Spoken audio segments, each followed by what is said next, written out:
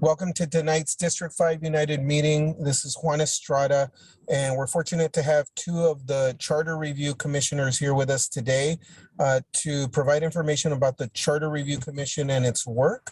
And go ahead and take it away, Luis and Veronica. Great, thank you. Thank you, Juan, and thank you everybody that's here joining us today. Good afternoon, my name is Veronica Amador, my pronouns are she, her, and I am one of the commissioners for the Charter Review representing District 5, alongside my colleague, Commissioner Luis Barocio, who is here today.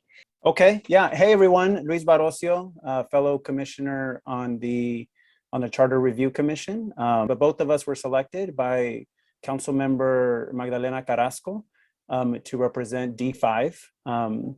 Every district was given 2 people to be on the commission, and the mayor had three people that he was able to put on.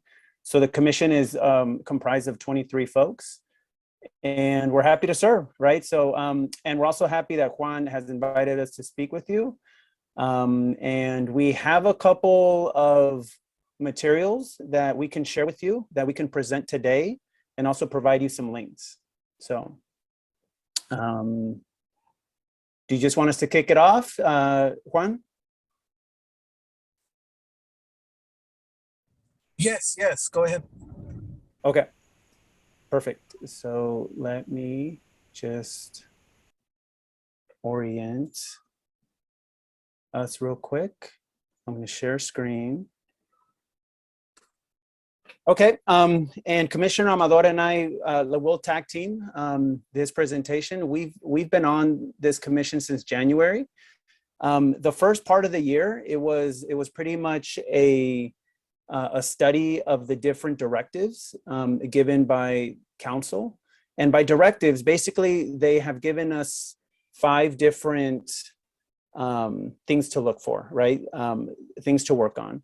But the big picture is this: basically, what can we do as commissioners to improve the city as a whole, right? Both at the governing structure level, and also what we can do to make it more equitable, more welcoming to our neighbors and to outside people that want to come live here.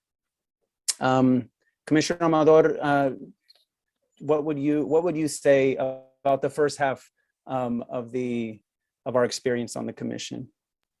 Yeah, so again, I think this is my first time serving in any government commission, so it was very exciting, but at the same time it was getting both of my parents and myself are immigrants from Mexico, so even going through the system of applying was really hard and not understanding it. And so that's also some of the things that we are looking as a charter. How can we make it more accessible for our communities to be able to serve our day-to-day workers to be able to serve in commissions? And I think so far I've learned a lot, and there's a lot to learn every day from fellow commissioners, and just learning about our city and the way that the government is structured, and the different powers within that make our city and how important it is. Even though we're just an advisory, so we don't get to make decisions. We only get to advise the council what decisions they should look into and proposals.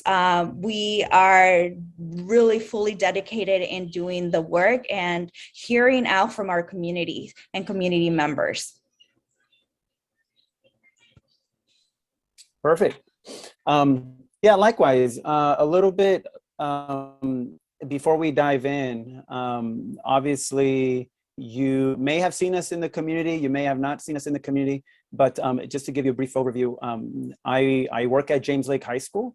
I'm an associate principal there, and I have worked in education for about 17 years. At Matson Middle School, that's where I started my teaching career. I started as a teacher there, and it's brought me all around the city. But it's good to be back here at James Lake.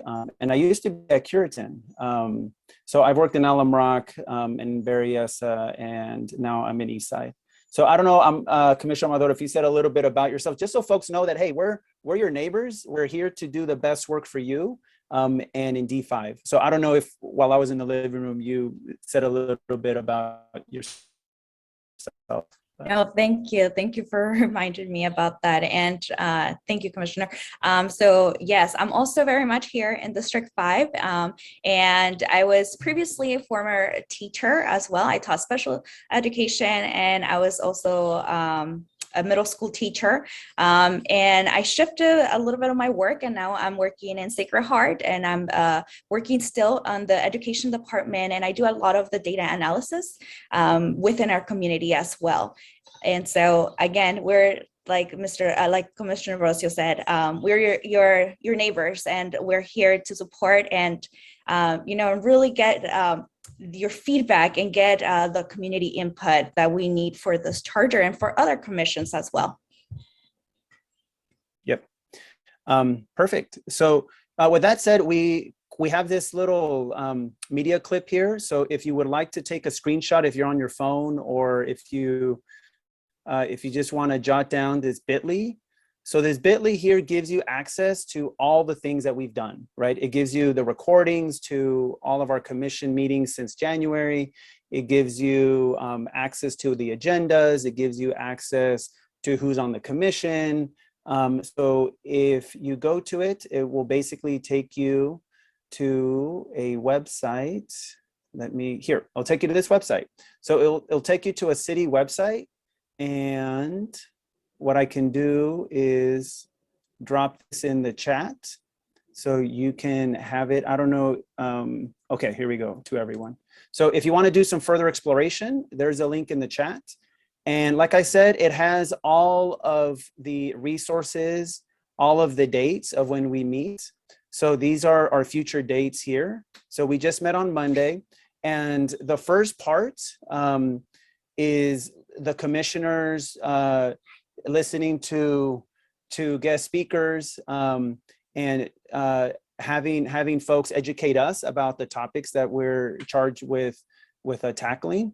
And the public hearings are basically where we sort of make everything concise, all of our work, and we present it in a way where it's just without a lot of the Robert's Rules of Orders type of commission meeting, but really presenting to the public on what we've done. So the next one that we were going to do was tomorrow, actually this evening, but we pushed it out. So this here will change, but the next one will be September 25th. But don't feel like you've missed out on anything. We're here to bring you up to speed and also here where you can see the recordings, you can see us through channel 26, you can see us through YouTube, and here's the link. If you ever just want to jump onto the Zoom directly, you just click on it right here. Okay. So if Commissioner Amador, if you can kick us off with this slide, that would be helpful, and then we can go back and forth. Okay, that sounds awesome. Let me go ahead and share it in a fuller screen. Perfect. So we are able to see it. I have it pulled up here. And as Commissioner Barocio said, this PowerPoint, you should be able to find it as well, and all of the documents that I share from the charter. So let me go ahead and pull it up.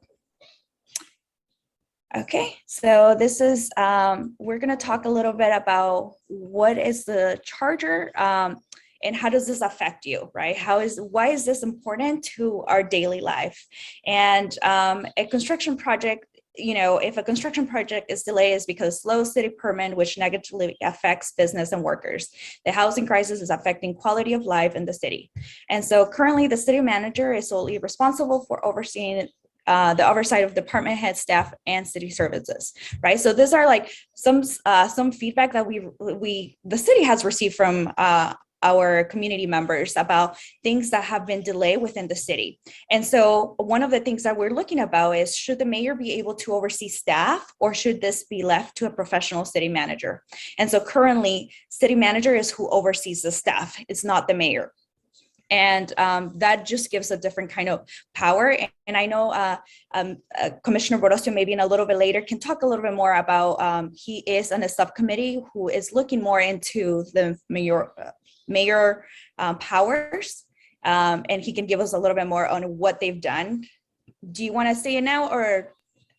There'll be a slide that will talk about that. Yeah. Okay. So.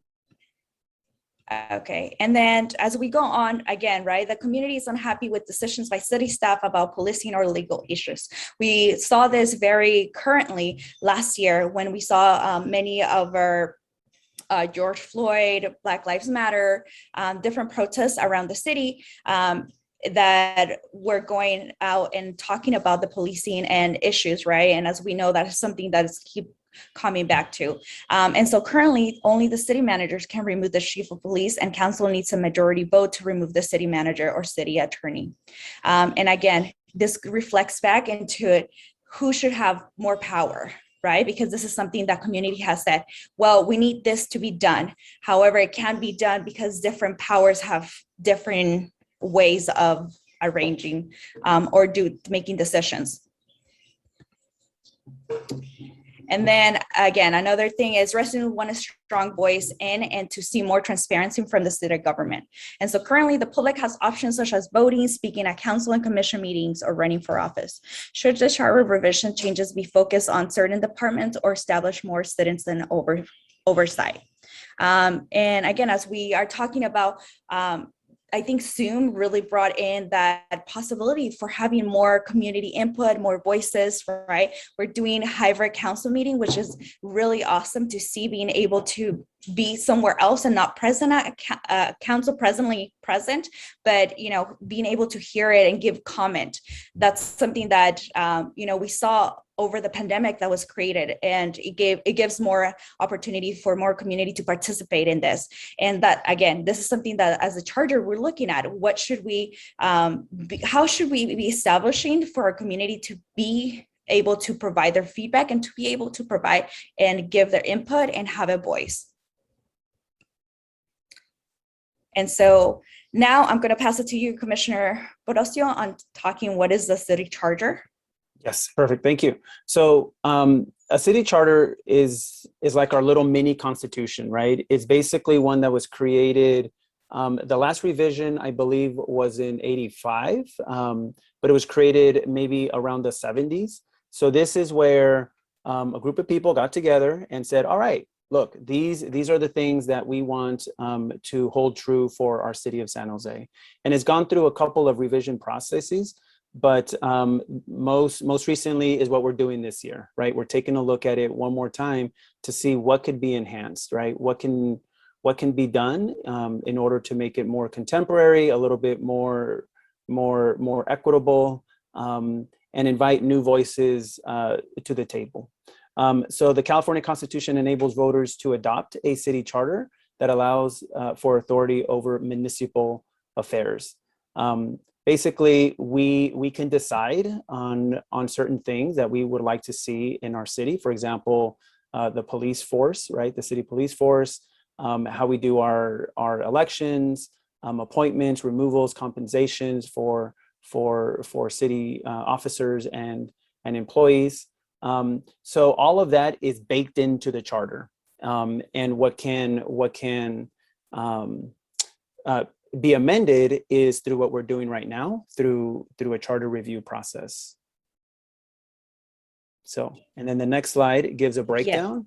Yeah. If I can add just really quick, back in Yes. 1965, the people that created this charter, right, were for the most part were landowners, and there were only about 30 of them, or 30 to 20 to 30 of them, and they had to be landowners, right? So now, if you didn't own land here in San Jose, you couldn't be part of that charter. So this is why it's so important that these revisions are taking place now and hopefully more constantly, because like Commissioner Barocio said, the last time that it was revised was 1985, besides 1965. So we've seen it over 30 years, periods of 30 years. And as we know, our city's rapidly growing as well. We need to make those changes with it.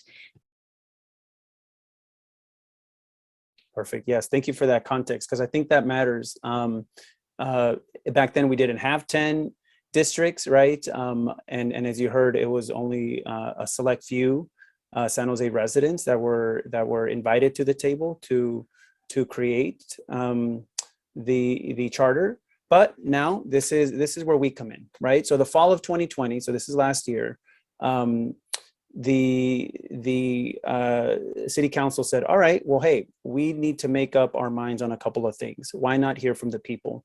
So that's where they created the commission. And like I said, every council member was able to elect 2, and then 3 were elected, well, not elected, but appointed by the mayor.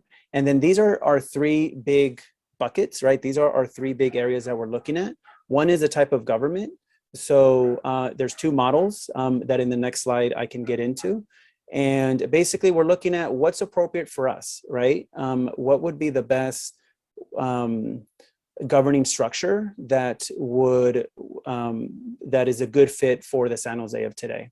And then the second one is a timing of elections. Right now, the mayor, when he or she is up for election, it is off the presidential cycle. So, for example, we just elected President Biden. So then 2 years after is the mayor's election time. And then 2 years after that, then we vote again for a president.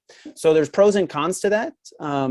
We've heard from a couple of people about what would be more beneficial. And then another thing that that subcommittee is looking at is right now, all the odds and evens happen every 2 years, right? So if you're district 1, 3, 5, 7, 9, then those districts go up for, they elect their council member in that cycle. And then 2 years later, it's all the evens, right? So they're going to take a look at, should we keep it that way? Should we do 1 through 5? Should we do 1 through 5, 6 through 10, or should we mix it around, right? Depending on whatever variables would make sense. And then the third one is it's an open invitation for folks on the commission, and also for people in the community to elevate certain improvements, right, that they would like to see as a charter, right, that would make San Jose more accountable and more representative and more welcoming. So that is the third subcommittee. So the subcommittee that I am on right now is this one. We're taking a look at the 2 different kinds of governing structures. So the first one here, it's called the Mayor Council. And basically I'll read out off the box here. Elected council creates policy. Mayor is the head of the government with significant authority over day-to-day operations of the government. Mayor may not have a city manager, right? So the council manager is a little different, right? It's elected council, and the mayor creates policy and sets the direction for the city. Professional city manager appointed by the council has full responsibility for day-to-day operations of the government. Partisan politics separate from administration. So that's where we're currently at right now. We have a council manager system where we elect the mayor, and City Council hires the city manager, right? So, which is a paid professional to run the city's day-to-day operations.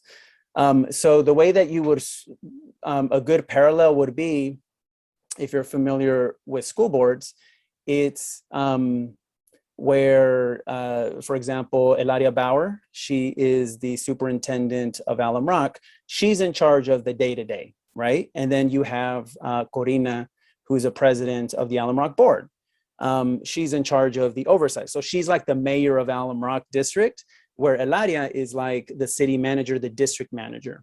So that would be the parallel for how the models work in city government and education.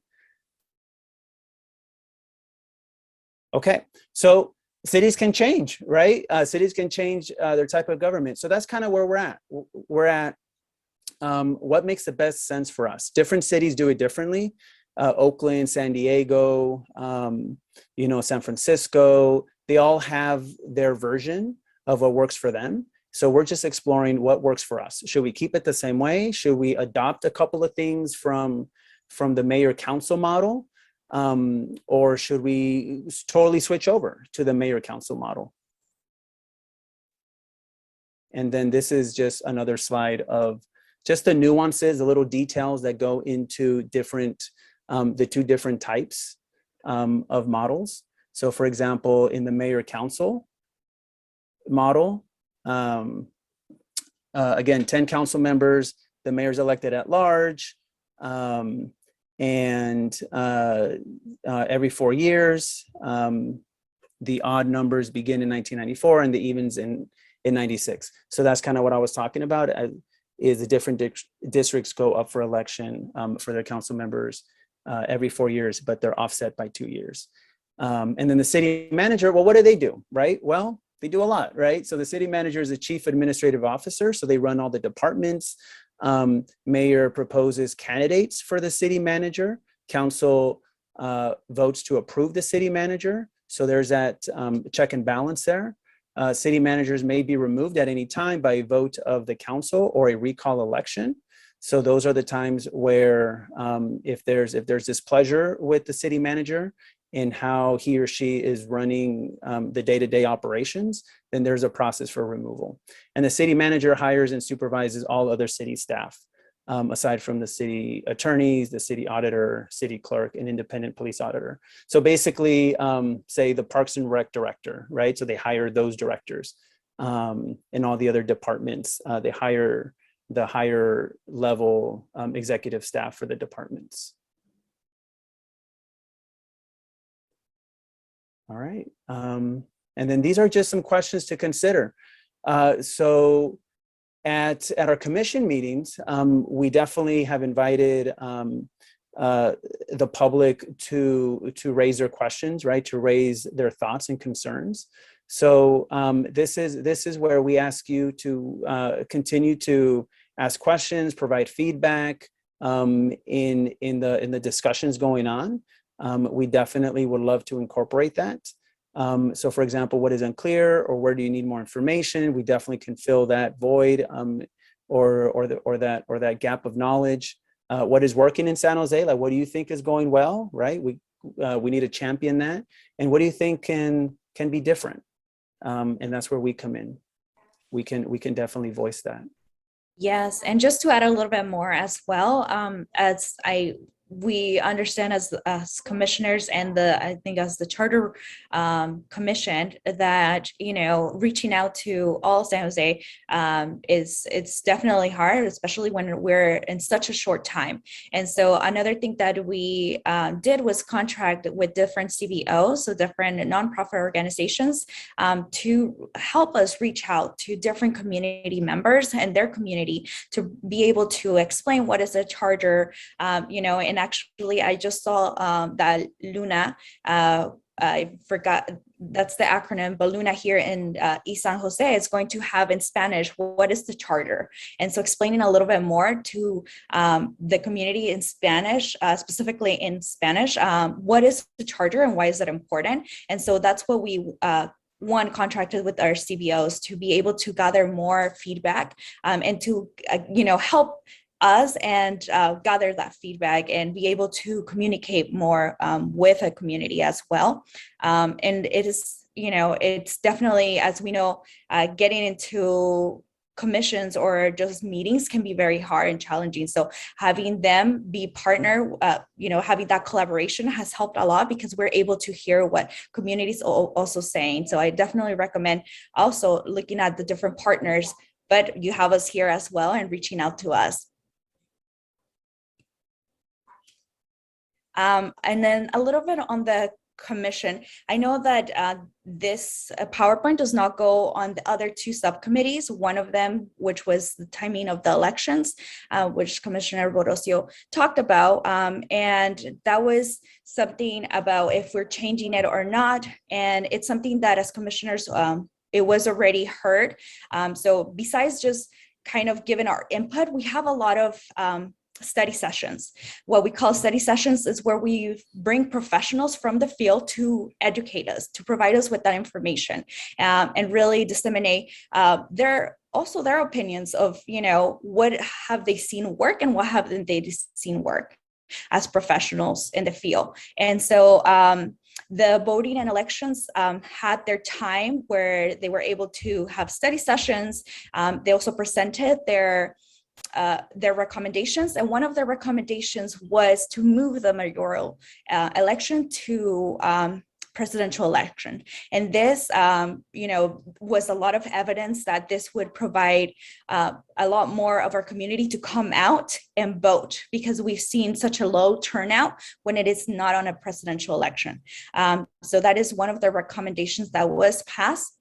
And then the second one was it wasn't passed, but it's going to be studied further, and was to adding districts. Again, as we know, our districts are quite large and they keep getting larger. So, the need to add districts, is that something that we as community members and as community, do we want to do? And like I said, it's looking into, I know it was put back into Commissioner Barocio's subcommittee to look farther into, and maybe he can give us more updates, but that is something that is going to come later on. So like Commissioner Barocio said, there's still a lot that we're learning. And currently we're having listening sessions for our policing and municipal law, accountability and inclusion. And so we're bringing, this past Monday, we had 4 speakers talking to us about the different advisory accountability policing in different cities that have taken place. We talked to somebody from the county of San Diego. We talked to somebody from North Carolina. And so they provided a lot of great information. So if you're able to go back and rewatch it, and their presentations are also in the agendas, please do. It's great information that really is supporting us to, one, get that education that we need, and start thinking about what does San Jose, what does our community need? And the other one, policing and municipal law, accountability and inclusion, is all together. It's in the subcommittee that I'm in. Something else that we're looking at is, like I mentioned before, how can we be more inclusive towards our commissions? How can we be more inclusive towards our community? Having, interpretation, having different languages, things that are provided to our districts and our communities in their language, because many of our community members want to get involved, but because of the obstacle of the language barrier, sometimes are not able to do it. And so we definitely looking into that, and that inclusion part and that accountability as well, that we're going to be learning about in the next month and a half. So the next 4 meetings that are coming up, we have different speakers from all over. Some are from here, from San Jose, and some are from outside that are teaching us about what they've done in their cities. Yep. And if you can allow me to share screen real quick. Before we open it up to Q&A, on this website, again, on that little bit.ly, there is this that I will also drop in the chat. So if you want to get alerts of when commission meetings are happening, I'm going to drop this in the chat. Fill this out, and it will send you alerts. It will send you either an email or a text or something that will alert you of upcoming public hearing meetings. And again, before Q&A, these are the next dates. These are the lineups, but just to show you an internal document here on what those days will be filled with. So here, September 9th, we have a study session. As Commissioner Amador said, we're going to keep studying the policing, municipal law, and accountability and inclusion topics. and we're going to have a couple of more study sessions around that. And then we're also going to dive into the governing structure, right? Again, council mayor, council manager discussion, and then we'll have a public hearing, which again, these meetings here, you're definitely invited to. There's a lot of public comment opportunity. And then on these public hearing days, those are the days where we sort of package everything that we've learned and present it to the public. It's like, hey, what do you think about this, right? So we've heard about experts, right? We've done our research. This is what we think would be something that we kick over to City Council for them to consider. But first we want to run it by the public, right? So those are also opportunities for you to engage the commission. So again, all of these dates are here, but here you begin to see how each meeting is filled with opportunities for feedback and what we talk about. And then eventually we'll write a memo and give it to City Council, and then City Council will take it from there. They'll consider our recommendations and put things on the ballot, move forward in certain ways to fulfill things that they also agree with, or maybe change some of the language that we presented to them. So there's still opportunities to engage.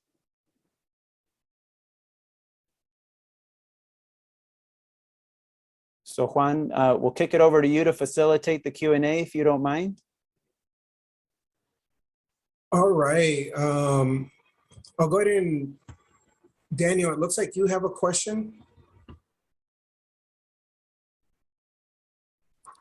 Thank you. I'm glad that the commissioners, Veronica and Luis, have a background in education, because myself, I'm very interested in people serving that can educate our people.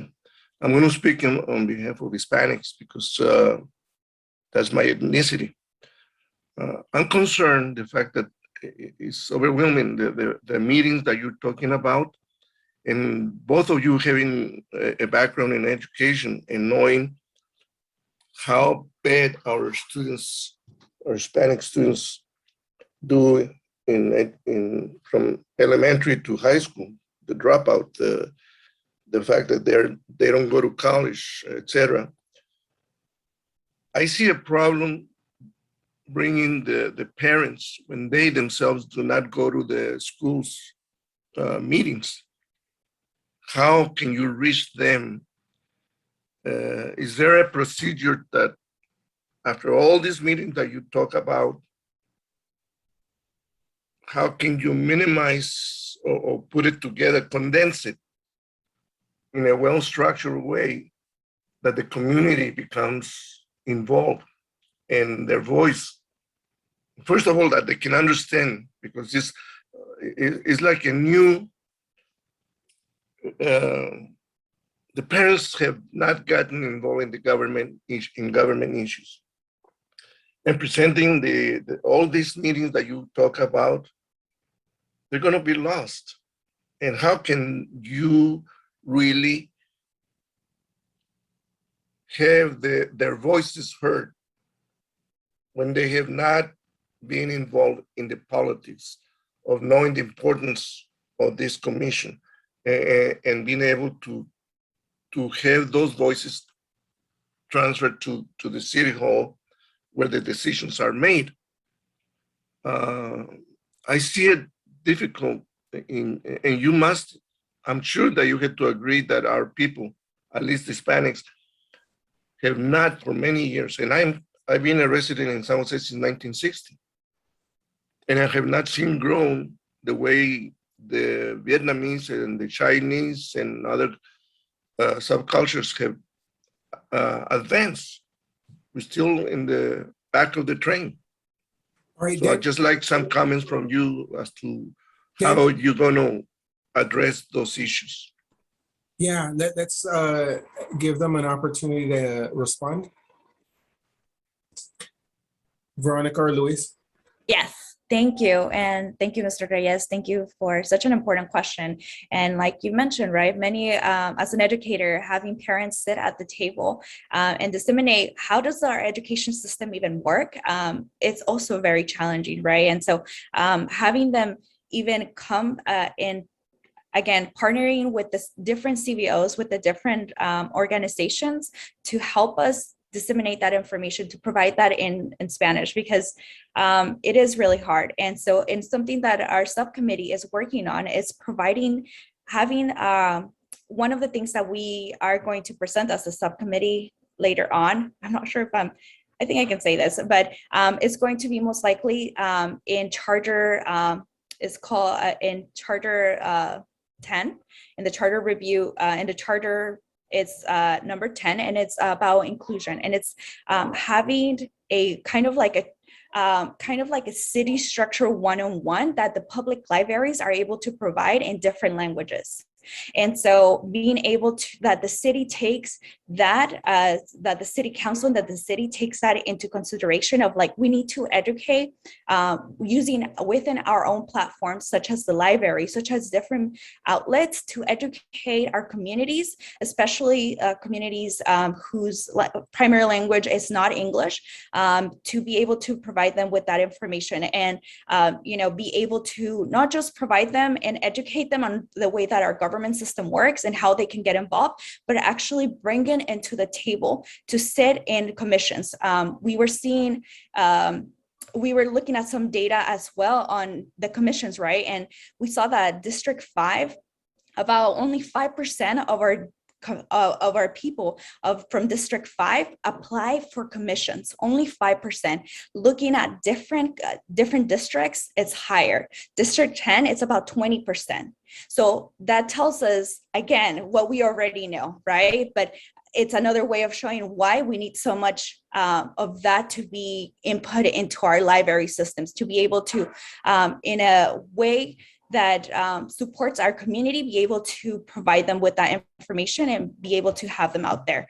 And like I mentioned, right now, currently in the charter is really partnering with those CVOs that are day-to-day seeing our community and are able to talk to our community. And I mentioned before, Luna, it would be it's going to be having a charter review in Spanish. And what does the charter mean, and how can I get myself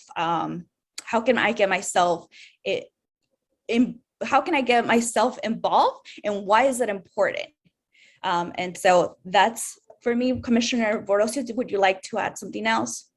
Yeah, I think one, I appreciate your comments and dedication to seeing the area improve, Mr. Reyes. I would say if I can break down your question into two areas. One is the state of affairs in education, right? Like what can be done so parents could feel more heard and engaged at the schools, and what we can do to improve that reality. And then also, how do we spread the word, right? How do we get the engagement, not only in the schools, but also in city government? So I would say if you're in Alum Rock, again, I've worked in Alum Rock and now I'm in Eastside Union High School District. Every school site has a parent liaison, right? They're called different things depending on the school you go to, but the elementaries and middle schools, they all have a parent liaison. So, Curitin, Joseph George, Lindale, all of them have a parent liaison. And in Eastside Union High School District, they're called Parent Community Involvement Specialists, right? So PCIS. Ours is Ms. Romero here in room 104 at James Lick. But every high school has those here in Eastside Union High School District to do that. Plug parents into the system of a school, because yeah, the schools are big, the schools are daunting, especially if you're not too familiar with the educational system here in San Jose, if you have limited English skills, or if you just have questions, right? You've been here for years, right? Like you're third generation San Josean, but you're still having questions about the schools. So there's folks there that can definitely plug you in and make those introductions to the principal and to the teachers. And also at the city level, like what are we doing? I'm going to share screens here. So there's materials in Spanish, English, and Vietnamese. And just like Commissioner Amador said, these are pushed out through social media, through different newsletters. I think Magdalena Carrasco has put in a couple of blurbs about how how to plug in to the commission works and how to apply for commissions. So there's a lot more that we can do, right? So I'm not going to say that every rock has been turned, right? No, we can definitely do a lot more. But such information like this in Spanish and in Vietnamese are definitely things that we need to circulate more. So for example, here it is in Vietnamese. So we can definitely disseminate this much more readily, right, in our different social media networks and different newsletters, and more presentations like this, right, at different community centers and in different neighborhood associations. We can definitely begin to invite more people to the table. Like I said, we haven't voted on anything. The first 2/3 of the year have been spent in really learning about those 3 big things that we're asked to do. So there's still time to engage. I really appreciate both commissioners being here today. I've listened in on some of the meetings, and what I keep hearing is not enough of the residents are engaged, are tuning in, are chiming in. And so that's why I reached out to try to have this presentation, to try to spread the word. But again, I appreciate both commissioners being here, sharing information that will be distributed so that we could try to engage more residents on these decisions that will impact us for years or decades to come. They're very important decisions that are being made. And go ahead, Daniel. No, I was just telling them that I would like to talk to them afterwards. I left it in the chat, my phone number. I'd like to talk to them because it's a matter of cultural understanding as well. And I know them being in education and being Hispanics, I would like to chat with them afterwards and exchange ideas, etc. All right. And other attendees, if you have questions or comments, raise your hand or use the Q&A feature. In the meantime, I'll let you know, I appreciate that there's still plenty of time for people to chime in before the commission will vote. And I know that you don't make the decision, you just recommend to the council, but obviously your decision and your recommendation holds a lot of weight because you've done all the research and deliberated before it even gets to council. So again, appreciate what you do and the recommendations that you'll finally vote on. If you have any parting words, commissioners? Well, thank you. Thank you for giving us the time and space here, Juan, and thank you everyone that has been here, and really hope to come back, and really to come back to provide more updates. I know that you do this weekly, so maybe, once a month coming in and saying where we are at, just a quick update. For those community members that might not be able to enter or participate directly into our meetings, they'll be able to, know what's happening with the city charter. But again, thank you so much for having us here. And as well, my information, if you go into the charter, you can also find it there, and feel free to send me an email as well. Yes, right now what I'm doing is I'm grabbing our commission emails, so I'll put it in the chat as well.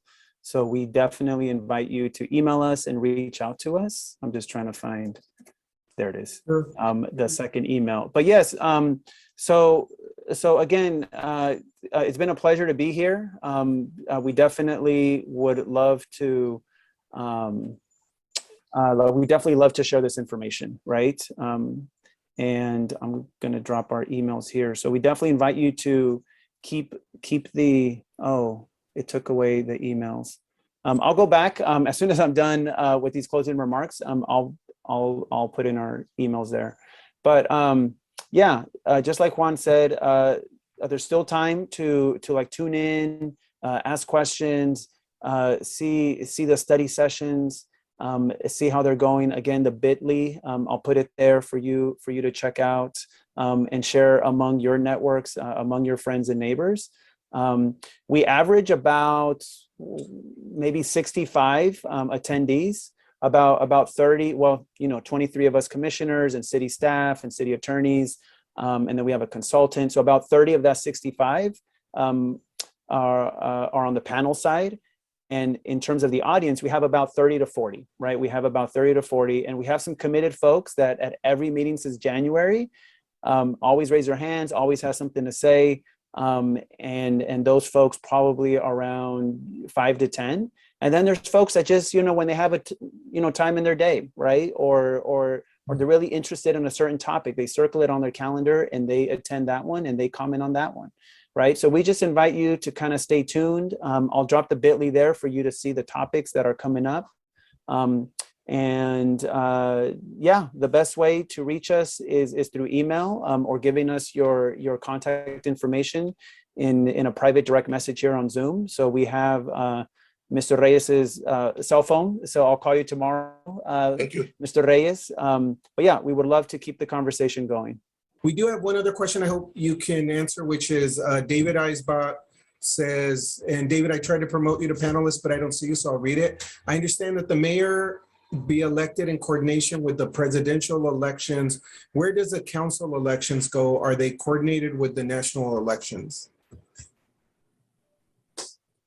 Right. So let's see if I can go back to the slide that has that information.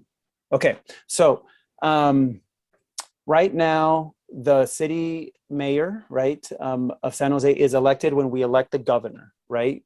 So again, every 4 years, but it's in the middle of the presidential. So the one that's coming up, not the current recall, right? But in 2022, that one will be when we elect our city mayor and also our governor. The move right now is to move it to when we elect the president, because what we see is more people show up to that election, to the presidential one, because there's more buzz, right? There's more campaigning, right? There's more ads on TV. There's a bigger push to get people out to vote. So we want to make sure that we have the most people voting for our mayor. So having it happen when we elect our governor, it doesn't get as many people out to vote as when we elect our country's president. So right now, that's the consideration. And then right now, here, let me zoom in if I can. The councils, all the odd ones, go every 4 years, starting from 1994. So that's, again, 1, 3, 5, 7, and 9. And all the other ones, right, all the other districts that are evens, 2, 4, 6, 8, 10, go in the 4-year cycle, 1996. So 96, 2000, 2004, 2008, 2012, so on and so forth. But there's a consideration right now, is that the best way to go about it? Should we depart from that model, odds and evens, and do something different? So just so you have an idea of where the current boundaries are, let me show you this quick little map. And again, up until I started getting involved in the commission, I didn't know where, District 8 was, right? But that's Evergreen, right? So this one, unfortunately, is being blocked by this pop-up. But as you can see, there's different, yeah, I just can't get through. But anyways, so I definitely invite you to listen in on those study sessions, and comment on those if those are topics that you're interested in having your voice heard around those areas. So I'm going to try one more time to see if we can get this to pop up a little more. So this is old. As you can see, we got some former council members, but you see here where we're talking about, right? So 1, 3, 5, 7, 9, right? So that goes every 4 years. And then the 2, 4, 6, 8, 10 happen in the other 4 years, right? So it's staggered by 2 years. So I hope that answers the question. All right, thank you for taking the time to also answer that question. And I hope you both have a great night. Thank you again for being here.